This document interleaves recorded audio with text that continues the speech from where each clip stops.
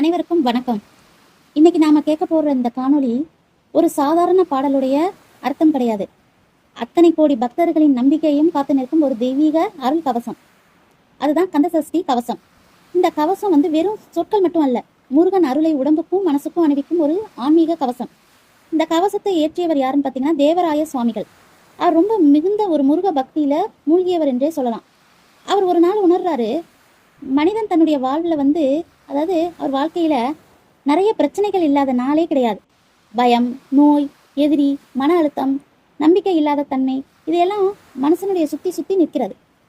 அப்ப மனிதனை யாரு தான் காப்பாத்துறது? அவருக்கு கிடைச்ச ஒரே பதில் என்னன்னா முருகன். அதனாலதான் முருகனை ஒரு கவசமாக கற்பனை செஞ்சு ஒரு அருள் பாடலை அவர் என்ன செஞ்சிருக்காரு, ஏற்றிருக்காரு. இந்த கவசத்தை துதிப்பவருடைய துன்பங்கள் எல்லாமே என்ன செய்யணும், நீங்கி உடல் மற்றும் மனதிற்கு கவசம் போன்ற பாதுகாப்பை அளிக்கும் அப்படிங்கிறதுக்காக இந்த அருள் கவசத்தை, அதாவது கந்தசஷ்டி கவசத்தை அவர் ஏற்றுறாரு அப்படின்னு அவர் நம்புறாரு. நாமளும் அப்படிதான் கந்தசஷ்டி கவசத்தை படிக்கும் போது நம்மளும் என்ன செய்யறோம், நமக்கு அது பாதுகாப்பு தரப்படுதான் நம்மளும் நம்புறோம். முருகனுடைய வேல் பார்த்தீங்கன்னா நம்மளுடைய ஒவ்வொரு உடல் உறுப்பையும் காத்து எதிர்மறை சக்திகளை அழித்து வாழ்க்கையில வளம், வெற்றி, நேர்மறை எண்ணங்களை தரும் என்று இதன் ஆழமான அர்த்தம் விளக்குது. முதல்ல இந்த பாட்டை எப்படி ஆரம்பிக்குது? துதிப்போருக்கு வல்வினை போம் என்று ஆரம்பிக்குது. அதனுடைய அர்த்தம் என்ன?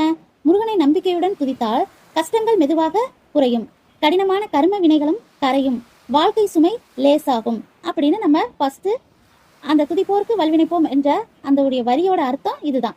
அடுத்து என்ன சொல்றோம்? பாதுகாப்பு கவசமாக இருக்குது. அதாவது முருகனுடைய வேல் நம்மை சுற்றி ஒரு பாதுகாப்பு வளையமாக இருக்க வேண்டும் என்று வேண்டுகிறோம். பில்லி, சூனியம், நோய், எதிரி இதெல்லாம் நம்ம என்ன செய்யக்கூடாது, தொடக்கூடாது. ஆனால் இதன் ஆழமான அர்த்தம் என்னன்னா, வெளி எதிரி மட்டுமல்ல, நம்மள இருக்கிற பயம், கோபம், சந்தேகம், தளர்ச்சி எல்லாத்தையுமே அகற்றணும் அப்படிங்கிறது தான் இதனுடைய வரிகளுக்கு உண்டான உண்மையான அர்த்தம். அடுத்து என்ன வேண்டிக்கிறோம்? உடல் உறுப்புகள் பாதுகாப்பு. அதாவது தலை முதல் பாதம் வரை ஒவ்வொரு உறுப்புக்கும் அருள் வேண்டுறோம். அதாவது உடம்பு மட்டுமல்ல, முழு வாழ்க்கையும் ஒழுங்காக, அதாவது ஒழுக்கமாக இருக்க வேண்டி செய்யும் பிரார்த்தனை இது.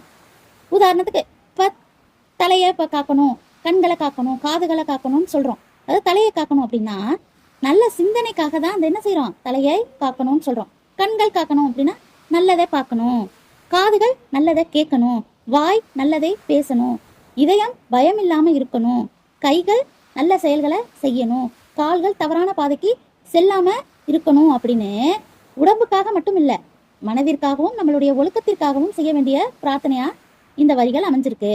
அடுத்து என்னது? மன உறுதி. இந்த கவசத்தை சுருக்கமா, அதாவது உருக்கமாக நம்ம சொல்லும் போது மன தைரியம் வரும், தடைகள் வந்தாலும் உடையாமல் நிற்கும், வலிமை கிடைக்கும், நினைத்த காரியத்தில் வெற்றி, தன்னம்பிக்கை வரும் அப்படிங்கிறது தான் இந்த பாட்டுல நம்ம பார்க்குறோம். அடுத்தது என்னன்னா வாழ்க்கை மேம்பாடு. அது செல்வம், குழந்தை பாக்கியம், குடும்ப நலம், வறுமை நீங்குதல், நம்மளோட சுத்தி இருக்கிற குறைகள் எல்லாம் குறையணும், வாழ்க்கை நல்ல பாதையில செல்ல வேண்டும் என்ற ஒரு முழு வேண்டுதல் இந்த கவசத்துல இருக்கு. சுருக்கமா சொல்லணும்னா கந்தசஷ்டி கவசம் ஒரு பாடல் மட்டுமல்ல, ஒரு ஆன்மீக பாதுகாப்பு, ஒரு மன தைரியம், ஒரு நம்பிக்கை. முருகனின் வேல் வெளி எதிரிகளை மட்டுமல்ல, நம்மள இருக்கிற இருளையும் கிழிக்க வேண்டும் என்ற ஆழமான பக்தி பாடலாம் இது இருக்குது. நம்பிக்கையோடு நம்ம துதிச்சோம்னா முருகன் அருள் நம்மை நிச்சயம் காக்கும். இந்த காணொளி உங்களுக்கு பிடிச்சிருந்தா இந்த காணொளிக்கு லைக் செய்து சேனலை சப்ஸ்கிரைப் செஞ்சுக்குங்க. நன்றி.